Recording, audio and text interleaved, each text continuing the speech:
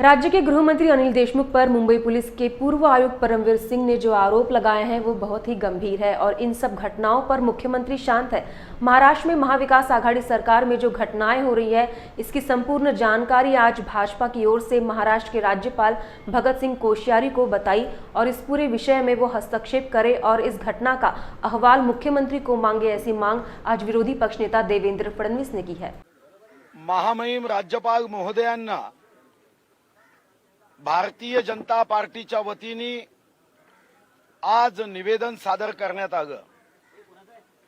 राज्यामध्ये असणारी अस्थिर परिस्थिती, प्रशासनाला दिलेले चुकीचे निर्देश, घटनाबाह्य कृती, केंद्र सरकारचे कायदे मानण्यासाठी दिलेला नकार, कोरोनाच्या संकटामध्ये जगामध्ये नियंत्रण करण्याचा प्रयत्न होत असताना इथं मात्र फक्त भाषण देऊन कोरोनाला बंदोबस्त करण्याचा असफल प्रयत्न, भ्रष्टाचार पराकोटीला पोहोचला, पोलीस विभागांना कायदा व सुव्यवस्थेचं संरक्षण करण्याच्या साठी वापरण्याच्या ऐवजी आपला पक्ष मजबूत करण्यासाठी भ्रष्टाचाराच्या माध्यमातून खंडणी वसूल करण्यासाठी वापरणे, असे 100च्या वरती प्रकरण आम्ही महामहिम राज्यपाल महोदयांना दिलेत। महामहिम राज्यपाल महोदयांना माननीय विरोधी पक्ष नेते देवेंद्र फडणवीसजींच्या नेतृत्वामध्ये आम्ही विनंती केली की या संदर्भातला अहवाल प्रशासनाकडून मागण्याची आवश्यकता आहे। माननीय मुख्यमंत्री महोदय हे राज्याचे वास्तविक प्रमुख आहेत, तर महामहिम राज्यपाल महोदय हे घटनात्मक प्रमुख आहेत। या घटनेच्या चौकटीत जर राज्य सरकार कृती करत नसेल, प्रशासन दबावात असेल, सत्तेचा आतंक मंत्रालय व प्रशासकीय अधिकाऱ्यांवर असेल, तर या दृष्टीने अहवाल घेण्याची आवश्यकता आहे। राज्य सरकार या कोरोनाच्या संकटात जनहिताची कामं करण्यामध्ये पूर्णपणे असफल ठरलं आहे। गोरगरीब, दीनदुर्बल, शोषित व्यक्ती हतबल झाला आहे आणि अशा प्रसंगात राज्य सरकारने आपले कार्य योग्य पद्धतीने, सुचारू पद्धतीने करावे।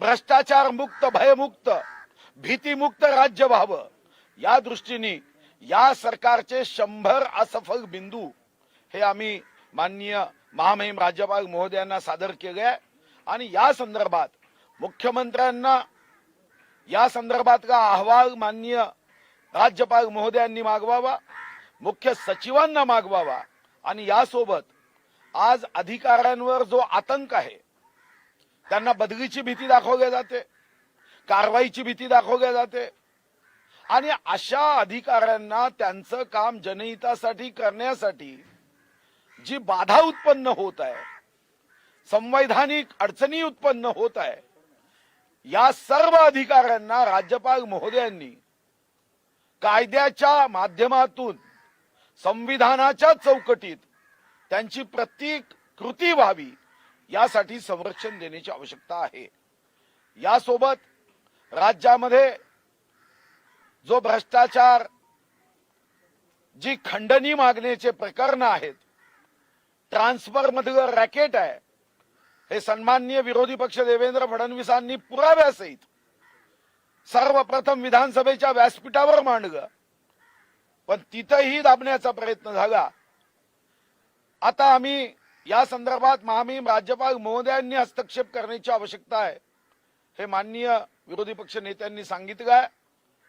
राज्याला वाचवणं गरजेचं आहे, जनतेला न्याय देणं गरजेचं आहे, संविधानाचं रक्षण करण्याचं गरजेचं आहे आणि प्रशासनाच्या माध्यमातून या साऱ्या संकटात योग्य पद्धतीने राज्य पुढे नेण्यासाठी राज्यपाल महोदयांनी हस्तक्षेप करावा अशी आम्ही विनंती केली। आपल्याला कल्पना आहे की ज्या प्रकारच्या घटना गेल्या काही दिवसात बाहेर येत आहेत हे अत्यंत चिंताजनक आहेत आणि याच्यामध्ये सर्वाधिक चिंताजनक गोष्ट काही असेल तर या घटनांवर मुख्यमंत्र्यांचं मौन, एक शब्द माननीय मुख्यमंत्री या संदर्भात बोलत नाहीयेत. सन्माननीय पवार साहेबांनी 2 प्रेस घेतल्या, पण दुर्दैवाने झालेला प्रकार पाठीमागे घालण्याचाच प्रयत्न त्यांनी केलाय. काँग्रेस पार्टी ही तर अस्तित्वहीन दिसतेय. या संपूर्ण प्रकरणात त्यांची भूमिकाच नाहीये. त्यांचे नेते दिल्लीत काहीतरी बोलतायत, इथे वेगळं बोलतायत. एकूणच या महाविकास आघाडी सरकार म्हणा का महावसुली आघाडी सरकार म्हणा, यांनी सगळी नैतिकता ही पूर्ण पायाखाली तुडवली आहे. केवळ सत्तेकरता या ठिकाणी हे सगळं काम चाललेलं आहे. त्याच्या पलीकडे काहीच नाही आहे. आणि माझा तर काँग्रेसला सवाल आहे की काँग्रेसने सांगितलं पाहिजे त्यांना किती हिस्सा आणि वाटा मिळतोय. ज्या प्रकारचं त्यांचं मौन आहे, त्यांना वाटा आणि हिस्सा किती आहे हे देखील आता या ठिकाणी आम्हाला समजलं पाहिजे. आणि म्हणूनच आज राज्यपालांना आम्ही भेटून वेगवेगळ्या प्रकारच्या घटना दिलेल्या आहेत. आमची अपेक्षा आहे की मुख्यमंत्री जर बोलत नसतील तर संवैधानिक प्रमुख म्हणून माननीय राज्यपालांनी त्यांना बोलतं केलं पाहिजे. माननीय राज्यपालांनी त्यांच्याकडनं अहवाल घेतला पाहिजे. या खंडणीच्या घटनांचं काय त्यांनी कारवाई केली, जे रॅकेट बाहेर निघालेलं आहे त्या रॅकेटवर त्यांनी काय कारवाई केली, या सगळ्या गोष्टी या राज्यपालांनी त्यांच्याकडनं घ्याव्यात आणि हा अहवाल त्यांनी मागवावा, याकरता आज आम्ही भेटलोय. करता हूं भाई हिंदी.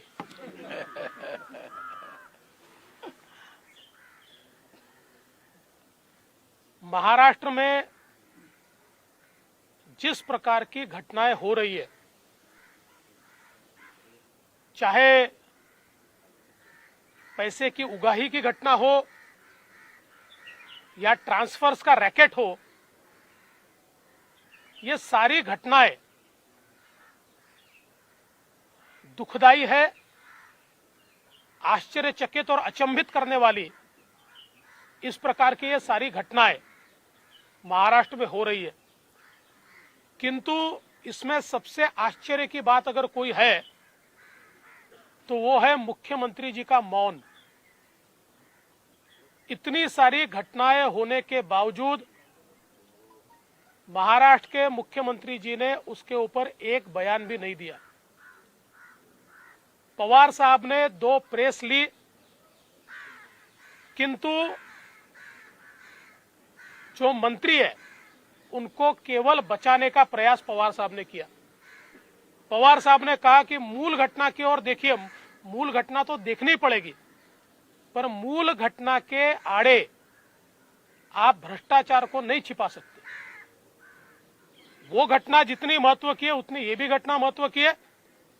हाँ, ये हम जरूर मानते हैं कि जो मूल घटना है उसका तो पर्दाफाश होना ही चाहिए, और उसके साथ साथ उसको आड़ में लेकर आप ये जो हफ्ता वसूली की घटना है, ट्रांसफर्स का रैकेट है, इसको आप रोक नहीं सकते. उसकी भी जांच होनी चाहिए. और इस सरकार में कहीं पर भी नैतिकता नहीं दिखाई पड़ती, क्योंकि इतना बड़ा रैकेट बाहर आने के बाद जिन्होंने बाहर लाया उन पर तो कार्रवाई की गई, लेकिन जिन्होंने रैकेट किया उनके ऊपर कोई कार्रवाई नहीं है, और कार्रवाई की बात भी नहीं है. उसके ऊपर हम कोई कार्रवाई करेंगे इस प्रकार की चर्चा भी नहीं है. और इस महावसूली सरकार में कांग्रेस पार्टी का क्या अस्तित्व है हमको तो समझ में नहीं आता. पर यह ध्यान में आता है कि शायद ये जो हफ्ता वसूली हो रही है इसमें बड़ा हिस्सा उनको भी शायद मिल रहा होगा, इसलिए वो मौन है, वो कुछ कह नहीं रही है. और इसलिए हम उनको भी पूछना चाहते हैं कि भाई आप भी बता दीजिए कि आपकी जितनी सत्ता में हिस्सेदारी क्या उतनी हफ्ते में हिस्सेदारी है. कुल मिलाकर इस सरकार ने पूरी तरीके से नैतिकता को छोड़ दिया है, लोकतंत्र को छोड़ दिया है और मनमानी हम सरकार चलाएंगे, हफ्ता भी वसूल करेंगे, ट्रांसफर का रैकेट भी करेंगे और ये सारी चीजें होते हुए कोरोना की ओर तो इस सरकार का ध्यान ही नहीं है। जिस प्रकार से कोरोना के केसेस महाराष्ट्र में बढ़ रही है, देश का एपिसेंटर कोरोना बना है और मैं समझ नहीं पाता कि महाराष्ट्र में इतना कोरोना क्यों बढ़ रहा है। सरकार इस पे क्या करती है? क्या सरकार ने इस पर उपाय किया है? मुझे लगता है ये भाषण देने की बात नहीं है, एक्ट करने की बात है। और इसलिए राज्यपाल जी को हमने ये कहा है, हमारे सुधीर भाऊ मुनगंटीवार जी ने 100 घटनाएं राज्यपाल जी के ध्यान में लाकर दी है कि जिसमें सरकार ने संवैधानिक जिम्मेवारी का पालन नहीं किया है। और राज्यपाल जी से हमने इतनी ही मांग की है कि चूंकि मुख्यमंत्री भी बोलते नहीं है, सरकार भी ठीक चल नहीं रही है, ऐसे समय कम से कम मुख्यमंत्री जी को आप इसके ऊपर रिपोर्ट मांगिए। राज्यपाल जी को अधिकार है कि आपने हफ्ता वसूली पर क्या एक्शन लिया, आपने ट्रांसफर रैकेट पर क्या एक्शन लिया, कोरोना के ऊपर आपने क्या एक्शन लिया, ये सारा रिपोर्ट ये मांगा जाए। इस प्रकार का निवेदन हमने माननीय राज्यपाल जी को दिया है। सर, दो चीजेमध्ये भेटला. विकास दिल्लीमध्ये भेटला, पण दिल्लीमध्ये जो अहवाल तुम्ही दिला होता त्या अहवालामध्ये काहीही दम नाही. ती भिजलेली लवंगी फटाका आहे अशा प्रकारची टीका संजय राऊत यांनी केली. राज्यपाल चूंकि बीजेपी के कार्यकर्ता हैं इसलिए काल जो अहवाल मी दिलेला आहे तो लवंगी फटाका आहे की ॲटम बॉम्ब आहे हे लवकरच लक्षात येईल. एवढे का घाबरले? जर तो लवंगी फटाका होता तर 25 ऑगस्ट पासनं तो दाबून का ठेवला? कोणाचे चेहरे बाहेर येणार होते?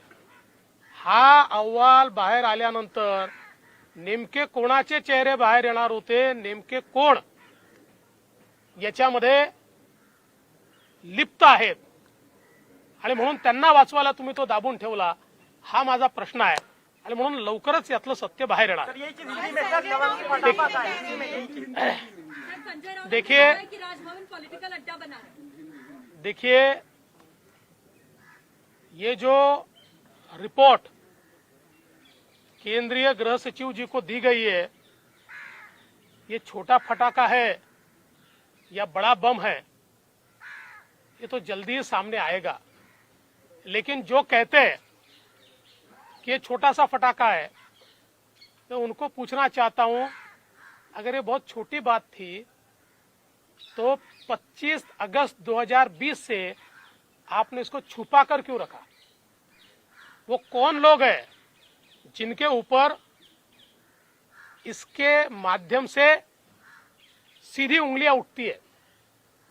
वो कौन लोग हैं जो कन्वर्सेशन में आते हैं? वो कौन लोग हैं जिन तक माल पहुंचता है? वो कौन लोग हैं जो इसका कोऑर्डिनेशन करते हैं? ये सारी चीजें बाहर आएगी, इसीलिए तो आपने इसको छुपा कर रखा. अब ये केंद्रीय गृह मंत्रालय तक पहुंचा है, जल्दी ध्यान में आएगा इसके पीछे क्या है. सर, रश्मि शुक्ला बीजेपी के लिए सर जिस तरीके से संजय राउत ने कहा कि मुख्यमंत्री से मुलाकात के बजाय बीजेपी के लोग राज्यपाल के पास जाते हैं क्योंकि राज्यपाल बीजेपी के कार्यकर्ता हैं. देखिए, संजय राउत जी के पास बहुत टाइम है और आप लोगों को खबर नहीं होती तो आप उनके तक पहुंच जाते हैं. और वो कोई इतने बड़े नेता तो नहीं है कि उनके हर सवाल का मैं जवाब दूं. वो कोई इतने बड़े नेता नहीं है. राज्यपाल संवैधानिक प्रमुख है, हम उन तक जाते हैं. देखो ऐसा है ना, अगर हम चले जाए तो बीजेपी के नेता, और आप कमर से झुककर उनको जब प्रणाम करते तो किसके नेता होते? सर, रश्मि शुक्ला रश्मि शुक्ला बीजेपी की एजेंट से इस तरह का आरोप लगा है. सर, मुख्यमंत्री को इस पर बात करने की जरूरत ही नहीं है. क्यों जरूरत है इस विषय पे बात करने की? देखिए, मुख्यमंत्री ये प्रमुख है, उन्होंने बातचीत करनी चाहिए, लेकिन वो जानते हैं कि इस पर बात करना उनके लिए कठिन है, और अगर इस पर वो बात करेंगे तो कहीं ना कहीं जांच करनी पड़ेगी, जांच के आदेश देने पड़ेंगे, जो वो देना नहीं चाहते। अपनी सरकार को बचाने के लिए, हफ्ताखोरी को बचाने के लिए ये सारा मामला चल रहा है। और इसलिए मुझे लगता है कि संजय राउत तो कोई अधिकृत व्यक्ति नहीं है, उनकी बात को, सरकार की बात तो नहीं माना जा सकता, वो कोई सरकारी थोड़ी है। और इसलिए सरकार की ओर से कौन बोल रहा है, क्यों नहीं बोल रहा है? रश्मि शुक्ला सर बीजेपी के एजेंट है, इसका आरोप सरकार की तरफ से लगाया गया। सर आप क्या कहेंगे? देखिए, कोई अधिकारी अगर सच कहे तो बीजेपी का एजेंट, और हफ्ता वसूल करके दे तो क्या शिवसेना का एजेंट?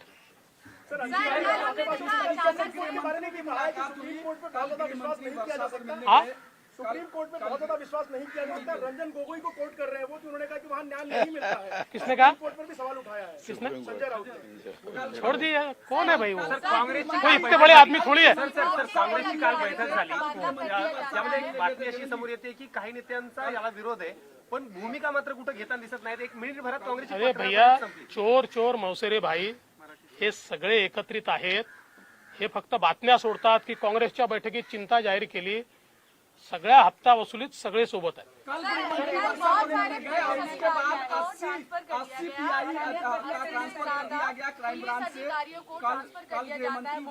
बूंद से गई वो हौस से नहीं आती।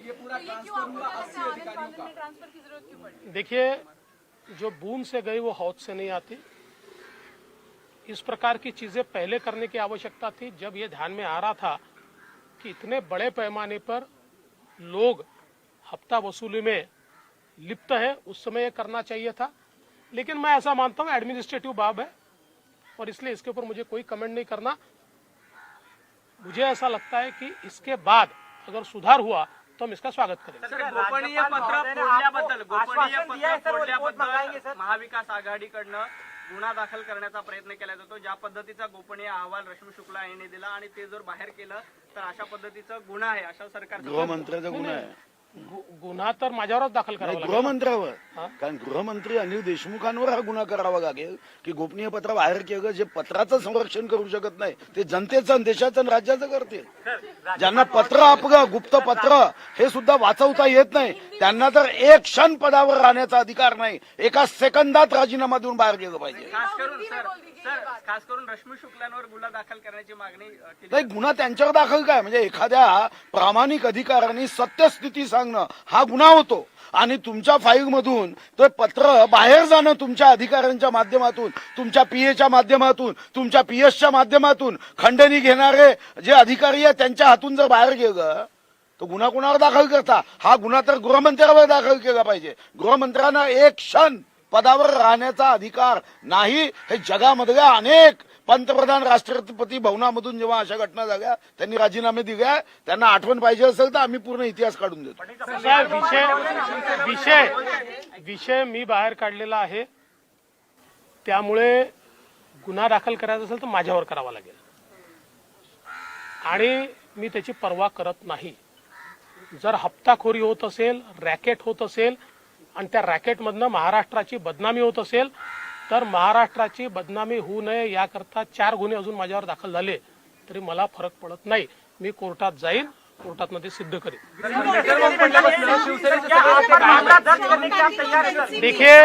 देखिए, कोई भी इस मामले में एफआईआर भी दर्ज हुआ तो मैं उसकी परवाह नहीं करता।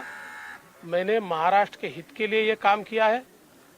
जो एक प्रकार से गुनाह हुआ था और उस गुनाह को छुपाया गया था, 25/8 को रिपोर्ट जाने के बाद कॉग्निजेबल ऑफेंस हुआ था, और उस कॉग्निजेबल ऑफेंस को छुपाने का काम इस सरकार ने किया था। उसको अगर मैंने उजागर किया है और महाराष्ट्र की प्रतिष्ठा को बचाने का काम किया, ये अगर गुनाह है तो ऐसे 4 गुनाह मैं और करूंगा, और मैं कैसे सही हूं ये मैं न्यायालय में जाकर बताऊंगा। लेटर पडल्यापासून शिवसेनेचे सगळे नेते गायब आहेत, परत कुणीच भूमिका घेत नाहीये। गुन्हे उघडकीस यायला लागल्यानंतर शिवसेना गायब झाली का? देखिए, इसमें बहुत स्पष्ट रूप से दिखता है कि ये तीनों जानते थे इस प्रकार की हफ्ताखोरी हो रही है। ये तीनों पार्टियों को पता है कि इसमें का सत्य बाहर आया तो तीनों का चेहरा खुला हो जाएगा, इसलिए वो उनको बैक कर रहे हैं।